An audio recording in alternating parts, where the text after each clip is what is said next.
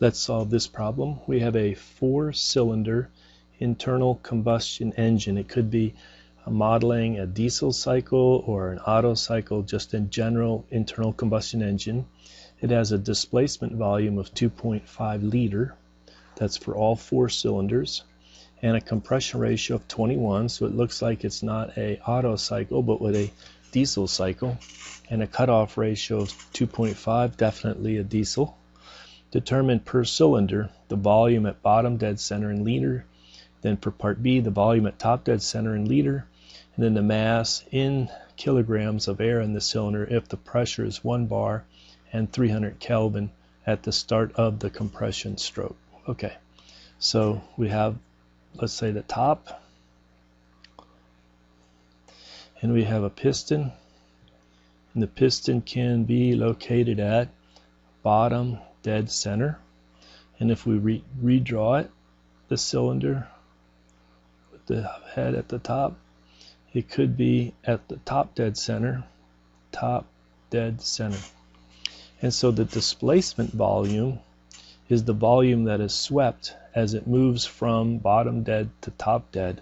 So if I would show it, this is the location of the top of the piston at bottom dead, the location of the top of the piston at top dead, and that would be then the displacement volume. Okay, so we have the volume displacement is 2.5 liter, and I want it per cylinder, so I'm going to divide by 4. So that's how many liters per cylinder. Okay, now it gives us that the compression ratio R is 21. Well, what is that? That's the volume at the bottom dead center divided by the volume at the top dead center. So when you're at the top dead center, the volume is the clearance volume, CLEAR, good enough. And if you look over here, this also had clearance volume at the top, volume clearance. So the volume at the bottom dead center is equal to, let me write it out here, volume bottom dead center is equal to the volume displacement plus the volume clearance. And the volume at the top dead center is only the volume clearance. So putting this information together, what we show is that the compression ratio R is equal to the volume displacement plus volume clearance divided by the volume clearance.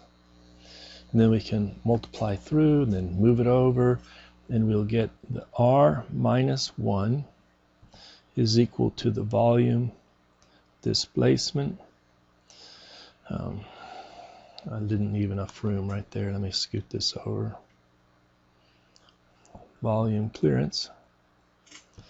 Okay, so what we can do is we get volume clearance is equal to the volume displacement divided by compression ratio minus 1. Now we can substitute 2.5 liters divided by 4 for 1 cylinder divided by the compression ratio 21 minus 1. So we find the volume clearance 0.03125 liter. And then once we have that, we have the displacement, then you can get the volume.